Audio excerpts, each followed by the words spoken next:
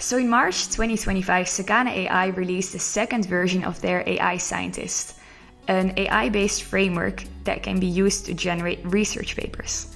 3 of these papers got submitted to an ICLR workshop, and one of them actually got a good enough score to be accepted. Another project known as the Denario project also orchestrates AI agents in order to generate scientific research, and you can go from an idea to a research paper completely in the style of your journal of choice in as little as 4 function calls. And if we look through the papers that are generated by this system, at least on a first glance, they look relatively legitimate and solid research papers. Now, we were already in a world where conference submissions here to ICML were rapidly growing. And in this world where generation becomes so easy, the bottleneck then actually ends up shifting to verification. How do we assess if a research paper generated by AI delivers on its promises, is fully correct, well written, additive against other related works? Or more generally, how do we assess if content is worth paying attention to? Now, social media had in essence already long foreseen this shift, because in 2016, Instagram switched its chronological feed to a best post first feed, where the notion of best was determined by AI or recommender systems. And also already in 2024, reviewers seemed to be heavily relying on AI, as this graph shows the use of certain adjectives, certain quite specific adjectives, had quite rapidly gone up in ICLR 2024 reviews. So the question that I'm curious about is whether we can actually trust AI to make these assessments for us. Can we trust it to decide which research paper is interesting and which one we should actually be paying attention to or not? Now, if the paper also comes with, for example, LLM-generated code, one idea that we could use is to simply take this code, execute it, and see if it compiles and runs without any errors. And this idea of using the feedback from code execution has already been powering the performance of all kinds of recent reasoning models. In this case, the image that you see is from a paper known as Reinforcement Learning from Execution Feedback, where the feedback from executing particular code was used in a reinforcement pipeline to improve the LLMs.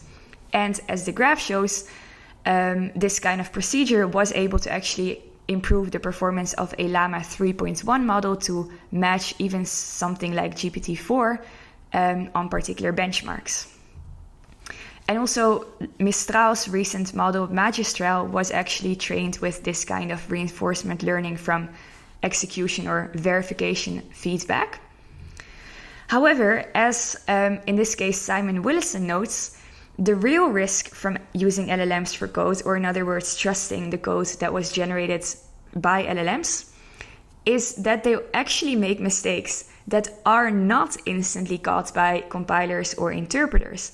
And these, he says, happen all the time.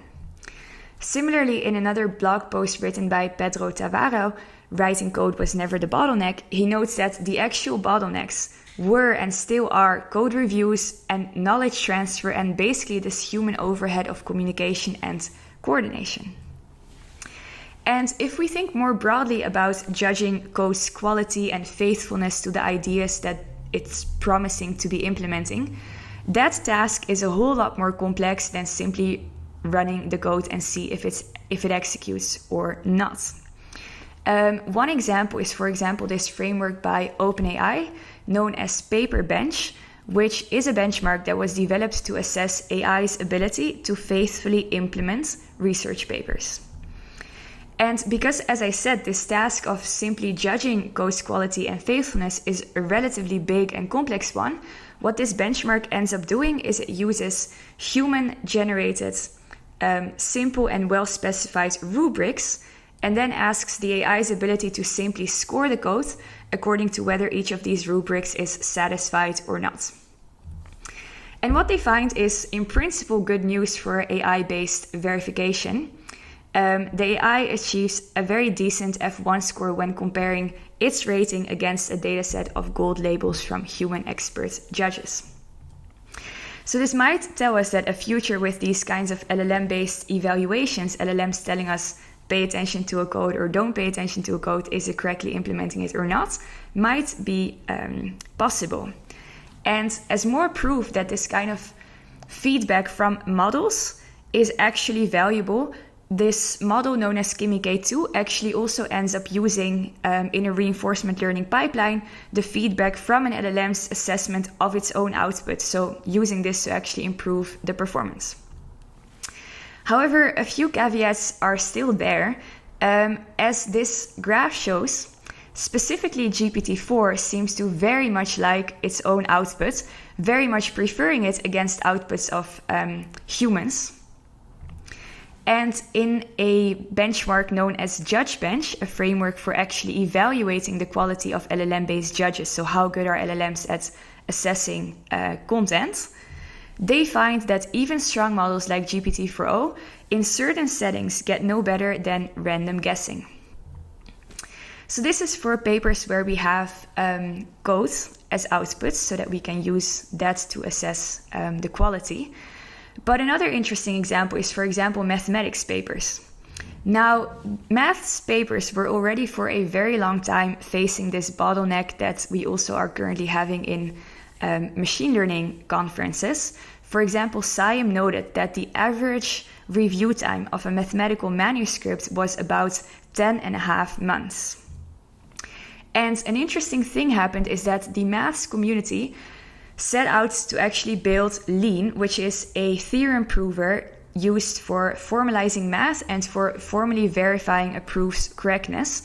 And one of the ideas behind Lean was that we could potentially also use it to collaborate more easily across larger groups of mathematicians, because we could simply check, is a maths proof correct or not, by compiling the code. However, also here we end up in a little bit of an interesting situation. So on the one hand, we could have an AI generate maths code that we can verify, so it is correct from its verification in, for example, Lean. And this code might, for example, solve the Riemann hypothesis, as here Alex Kontorovich notes. But at the same time, it is very easy to have this also be a nightmare, because what if the AI, despite it compiling, creates a code that is 1 million lines, and mathematicians will spend the rest of their lives simply trying to understand what this code is saying and why.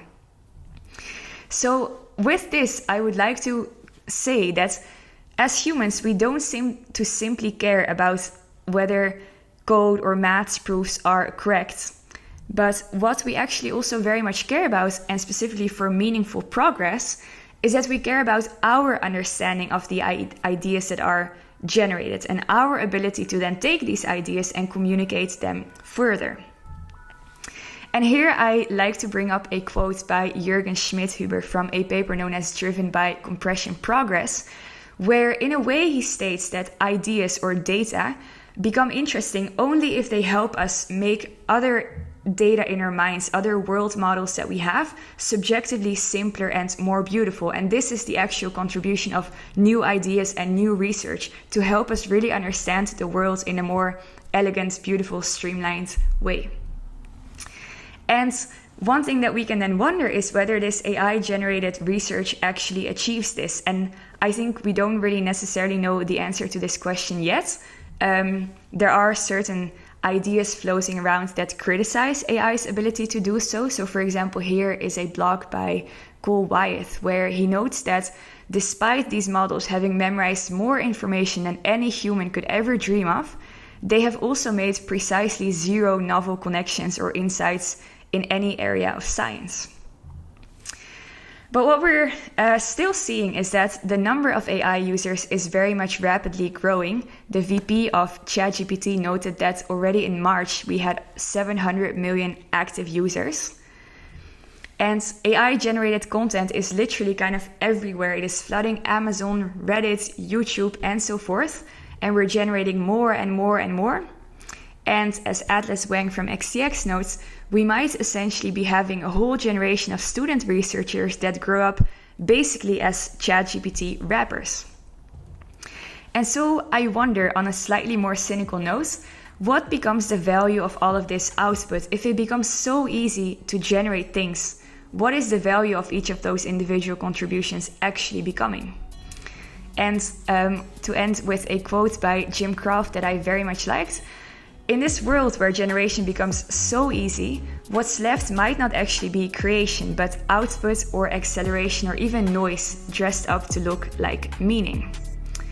So as I sit here being one of the 700 million active users of ChatGPT, creating a video that is contributing to the tens of thousands of hours that are daily posted on YouTube, I would still tell you to prompt and use LLMs to gather information and to fine-tune all kinds of ideas that you have. But just remember that at the end of the day, you are the curator of your outputs. So make sure to filter them through whatever you think is the right filter to assess it through.